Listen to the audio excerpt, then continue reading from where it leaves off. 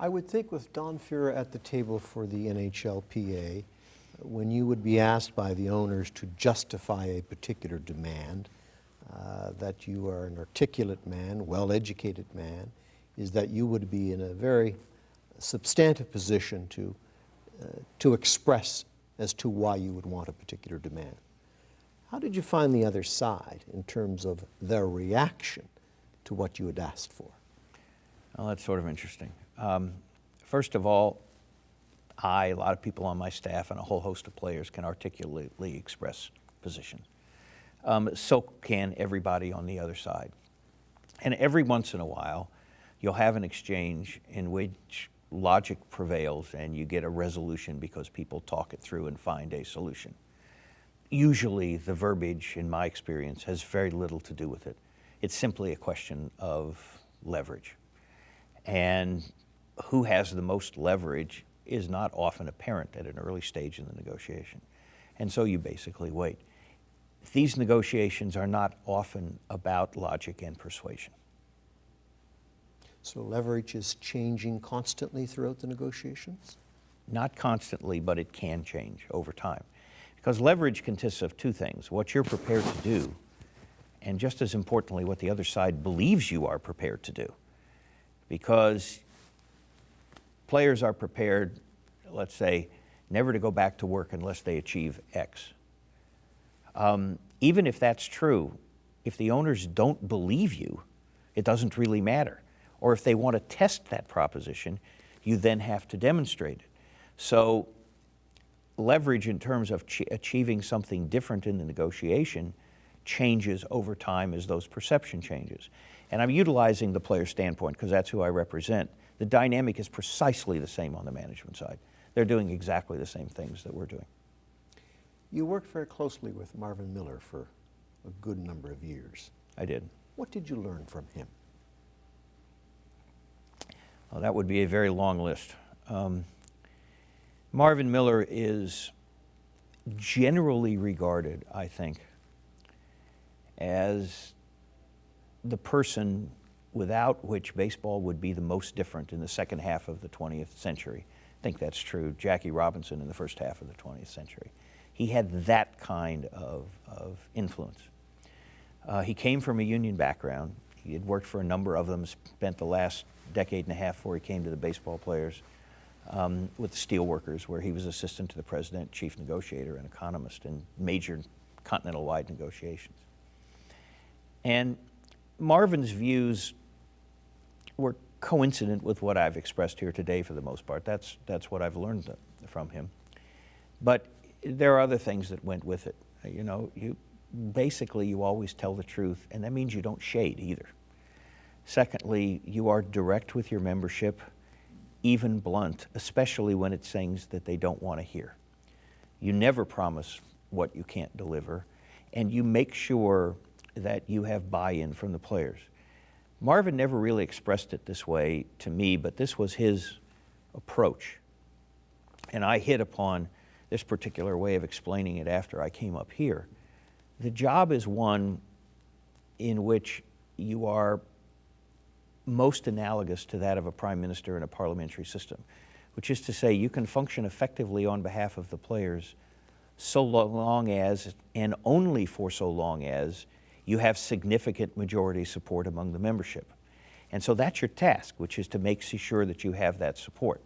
You can't do that unless they believe you. You can't do that unless you're telling them the truth. You can't do that unless you understand the issues and go back to them. You can't do that unless you're spending an enormous amount of time with them. So what you do with the membership might simply be described as retail politics. It is difficult in one sense to see all the players because they're scattered all over North America. But on the other hand, there aren't very many. The NHL, there's about 730. You can literally meet and talk to and answer questions face to face from darn near all of them every year, and many of them on multiple occasions. So that's what you do. Give me some examples of the Marvin Miller bluntness in terms of membership, dealing with members. Examples of the bluntness. Well, There's one which really sticks out, which sort of tells the tale. There was no free agency in baseball. For the people listening this or watching this who don't understand, free agency is a special term we have in sports, which means the right to go apply for a job and to accept an offer. Everywhere else we take that for granted, but not in professional sports.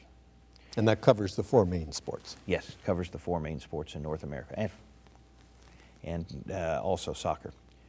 So there was a lawsuit filed, a very famous lawsuit by Curt Flood against Major League Baseball in the early 1970s, before I got there.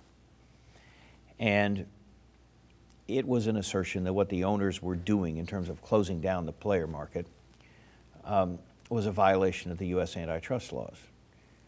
The union funded that lawsuit, and Curt, in a very brave and sacrificial way, went forward with it. A lot of people think he won that case. He did not. He lost it. Free agency came a couple of years later in an arbitration case. But what Marvin did, along with Richard Moss, who was his general counsel at the time, is they went to Curt ahead of time. And I don't know how you get more blunt than this. Curt, it's the right thing to do, it's the right thing for the players, and we applaud you for it. But the odds are against you in this case. The Supreme Court is stacked against you in this case. And if you file this lawsuit, the great likelihood is your career is over, you will never play again, you're done. So you have to decide what you want to do. You don't encourage him in derogation of explaining what the real likely outcome is going to be. And if that persuaded him not to file, then it persuaded him not to file. Even though sacrificing the career of an individual player might have been very good for lots of other players. You can't do that. You have to be as blunt and direct as you can. Don Fehr with the NHLPA. Any examples of bluntness that you've had to communicate to players? Oh, there are, but I have this rule, which I learned from Marvin, and I just violated a little bit, but I did it because both Curt Flood and Marvin Miller have passed away now. And that is that the players have the right to have your conversations with them be confidential. They can talk about them if they want to. They're the client, but you can't. And so I don't. Good answer. Good answer. Were you surprised when you sat down with the NHL owners that they came with their first offer of a 24% rollback? No.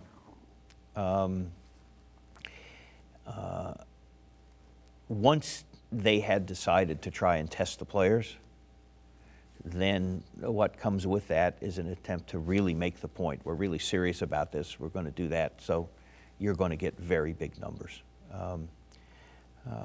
They could have taken a different approach, but they chose not to, and it's consistent with what the negotiating strategy has been in hockey, basketball, and football on the management side.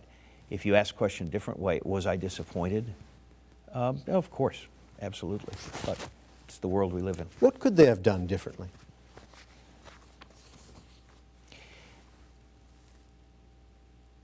From where I sit, and what I mean by that is I don't know what the internal political dynamic is on the other side. Gary Bettman has a constituency also. Okay? Yes. He's not a sole practitioner. He doesn't get to decide things by himself. All right? But from where I sit, an approach might have been, look, we think, to raise X amount of cash. We think in large part that needs to come from player salaries. We're willing to consider all kinds of things that might be beneficial from players if we can work something like that out. Let's see if we can figure out a way to do this. They didn't do that. And we basically had arguments about virtually everything. And I don't know that would have produced a different result. That's a hypothetical question. But we never really had the opportunity to have those discussions. If the law is not changed in terms of the first step being the lockout, how long, in your view, are fans going to put up with this? take me for granted. I'm going to come back, I'm going to come back. We saw in Major League Baseball, in that particular issue, fans went away, but they came back. In hockey, they went away, and they came back. But And in basketball. How long is this going to go on? There's no evidence that it will ever change. And it doesn't mean it won't. What I'm saying is that there's no empirical evidence that it does. And at the risk of reverting to an Econ 101 lecture, but this is for a university group, so maybe that makes sense. The reason monopolies which are unregulated, sometimes transportation and other public utilities are regulated, but the reason unregulated monopolies are generally unlawful is that they're bad for consumers. They stifle competition, they're inefficient, they tend to have too high price levels, they look for subsidies that you wouldn't otherwise get if you had competition. We have developed in North America, and to, I think, the same extent, although with different structures in Europe, this notion that professional sports is just different, and amateur sports is just different, and we will permit all kinds of things there we don't permit elsewhere, including monopolistic behavior. Problem is, it produces the same bad things that monopolistic behavior produces otherwise, in my view. And let me just give you a couple of examples of what I mean, all right? Player in the NHL that's playing for the Maple Leafs can be told, it's really great you're here, but you've been traded. And in a couple of days, you need to report to a team in Nashville, let's say. Your only choice is not to play hockey. That's your only choice. There's no other league you can go to in a meaningful way and apply for a job. As a matter of fact, you're under contract to us, et cetera. Now, imagine, that's a fairly simple thing, and we take it all for granted. But imagine if somebody walked in to their employer anywhere in metropolitan Toronto, Scotiabank, and they've got a position as a loan officer with Scotiabank. And Scotiabank says, well, you've been traded. You're now going to be a bank clerk for the XYZ Bank in Utah. And your only choice is never to work in the banking business. Everybody would laugh and say, well, that can't ever happen. And it's conceivable that if you had complete strangleholds on the markets, not only is it a violation of the anti-monopoly statutes in both countries, it's conceivably criminal. Okay, but in sports, it's taken for granted. That's just the way we do things. And as long as this special treatment applies, I think you're going to continue to get these kinds of results. Tell me about your communication style, both internally and externally. I get the sense is that you prefer to meet with players one-on-one, but is there, have you gone the text, the email route to keep them updated? And how do you deal with the media, and what role does the media play in terms of your communication style? In terms of communication with players, meeting in small groups, not really one-on-one. That's horribly inefficient, although you do it from time to time. But in small groups is really important, because what you learn by the interaction of the conversation is much more than you could ever get, and they learn much more than they could ever get by seeing a videotape or listening to a lecture or reading a memo or something like that. It's just a fundamentally different way of proceeding. It's why students like seminar classes more than lectures. And it works. So you start with that proposition. Secondly, you have to communicate with players in a way in which the players appreciate and they will actually respond to. Now, 20 years ago, if you told everybody, there's going to be a device and just go read it, because there's going to be a ding in your pocket, that people would have looked at you like you were from Mars. But in fact, this generation of players, that's what they do. So we developed, email and smartphone applications in which we would send out information, whether it's something that would happen during a meeting, whether it was when something is going to take place, whether it's a poll on certain matters. And so that does give you the ability to reach large numbers of your membership very, very quickly. Third, most important, one of the benefits you have by having your members in the bargaining meetings is they can leave the meetings, pick up the phone, and call the other guys. And players talking to players is a method of communication which in almost all cases is preferable than lawyers talking to players. And so you utilize that too. As far as the media, a couple of things. You understand that the players read the media, and so sometimes you communicate to the players by having a press conference. It's one of the things you do. Second thing is there's this massive level of public interest and sometimes governmental interest, although that tends to happen more often in the States than it does in Canada in terms of and attempts to enmesh themselves into the bargaining. You want to try and educate the public. It's better if they're on your side, or better yet, if they understand whether they would agree or not. But I don't want to go too far. You are not in the business of formulating negotiating positions by taking opinion polls. So media has limited significance in that regard. There is another problem with sports media. The first one is they're used to covering hockey games or baseball games or basketball games. They are not used to discussing economic and business matters. They don't have the background. They don't have the easy basis of information. They don't have the ability to go compare to other businesses and so on.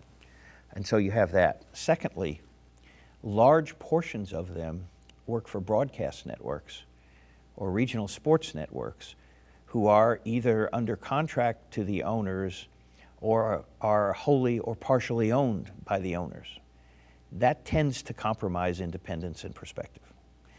It's neither good nor bad, you just have to understand it. One of the things you said consistently, though, in the media is that we have to stick to the process. We have to stick to the process. We've got to get back to the bargaining table, stick to the process. Is that something that is part of your DNA? Is this part of your rationale in terms of pursuing your different goals and objectives in terms of the collective agreement? Well, what I said was that what you do is you go in each day to the bargaining meetings, hopefully with an open mind. Doesn't mean that you don't have firmly held positions, but you want to hear what's said.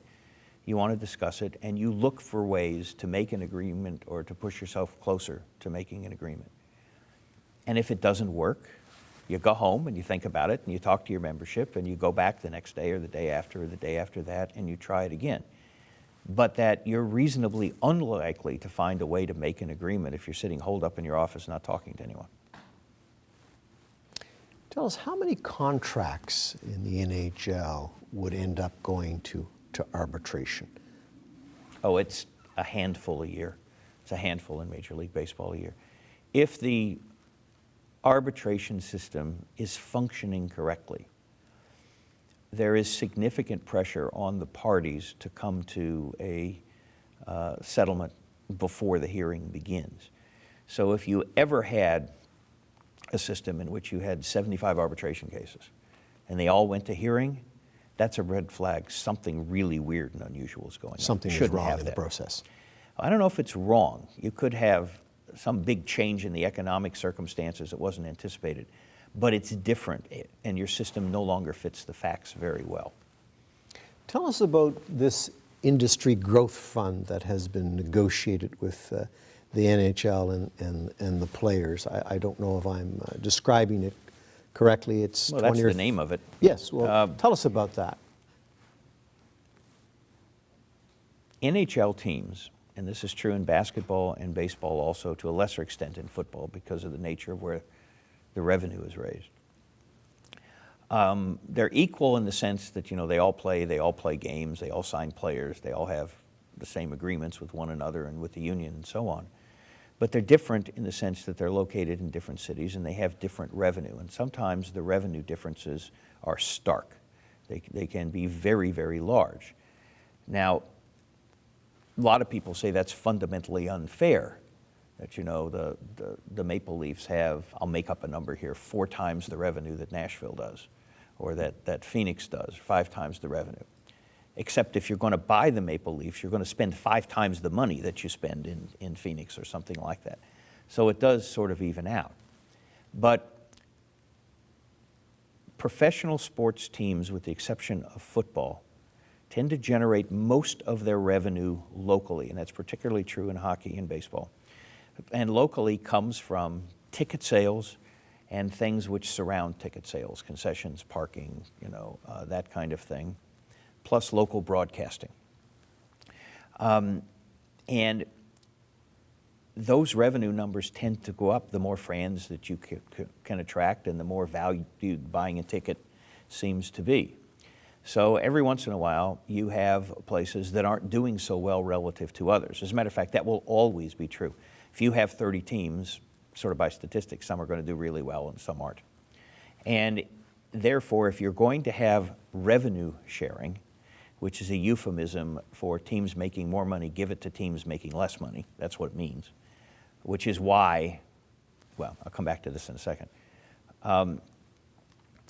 It helps to have some structure around how some of that money is given.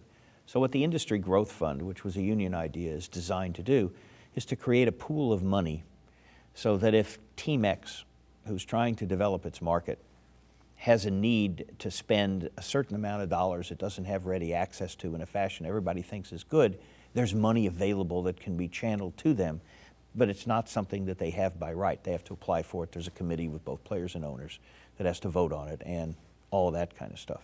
So that's essentially the way it works. What I started to say before is that people think there's 2 parties in this negotiation. There's actually 3.5. And what I mean by that is you have the players, then you have the small income owners, not small market, small income. You have the large income owners, and then the half is the ones sort of in the middle. And very often what happens in all the sports is that the small income owners come in and say, we need a lot more money. You know, we'll take it from the high income owners, we'll take it from the players, you know, we'll take it manna from heaven, but we need a lot more money. And the large income owners tend to react very negatively to that. So you end up bargaining about revenue sharing because it affects player salaries, and you would not normally bargain about that because it's something which relates to relationships between one management entity and another. It's one of the peculiarities of professional team sports. Is there a second fund, an equalization fund, that the commissioner has access to assist teams that may be in great difficulty as well? It flows through part of this, but basically you have the regular revenue sharing, and then the league has the ability, they all do from time to time, if teams are in distress, to advance money or float loans or facilitate loans or things like that. As a senior negotiator, what would your advice How did that happen? Yeah. What would your advice be to students in terms of their own individual careers going forward? What would you want to say to a graduating class here at Ryerson University in terms of their future endeavors and how to play it? And Until you get out into the world, whether this is with an undergraduate degree, an MBA, law degree, or what have you, until you get out into the world, you view it through an academic lens. And it looks like it ought to work a given way. You develop your own views, and your professors tell you about how the economics work, how the financial rules work, and you say, this is my paradigm of a perfect world out there and how I fit into it and all the rest of it. And then you get out into the world and you find out that it looks very different from the way it looks when you are studying it. Very, very different. And so you need to get experience. So the first thing that I would suggest is don't decide I want to be a sports negotiator or I want to be a sports lawyer or I want to do something like that. decide you want to go into business. And if you want to go into business, you want to be in finance, you want to be in marketing, you want to be in sales, you want to be in product development, you want to be in whatever it is, because that's what you want to learn, that's how you want to spend your time. If you want to go into negotiations, what that means is an HR department. It means getting to know the rules and regulations that apply to workforces. And labor negotiations are part of that. And as you get into that, you'll find out two things. You'll find out, first of all, if you like it. And I would urge people, if they can avoid it, not to do things they don't like. It makes for very long days. And secondly, you'll find out if you're any good at it, because you may not be. You know, people have certain skill sets, certain personality traits which allow them to do certain things better than others. And everybody's different. So the first piece of advice I would give is don't narrow your focus down to what you want to do before you have a real understanding of what it is that you want to do. In connection with lawyers, for example, you know, I would say, if you want to be a trial lawyer or a patent lawyer or do estates and trusts, I know what you do. If you tell me you want to be a sports lawyer, I know who your clients are. It's not the same thing at all. Because what a sports lawyer does is represent the business entity or the players or people that want to do advertising and promotion in connection with the industries on all the normal business things. And you have to be able to do that. Second piece of advice that I would give is to become as experienced and knowledgeable about the particular field you want to go into as you possibly can. You want to be able to handle all contingencies. That doesn't mean you know the answer to everything, but it probably means you know how to go find the answer, or you know whom to call. And the last piece is that there's always two dynamics when you get out into the workforce.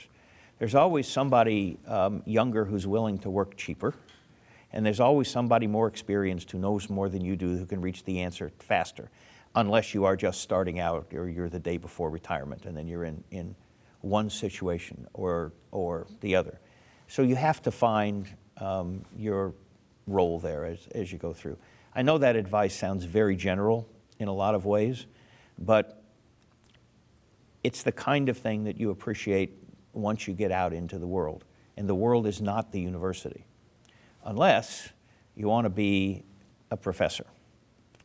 And then I would tell you that being an academic is a world unto itself.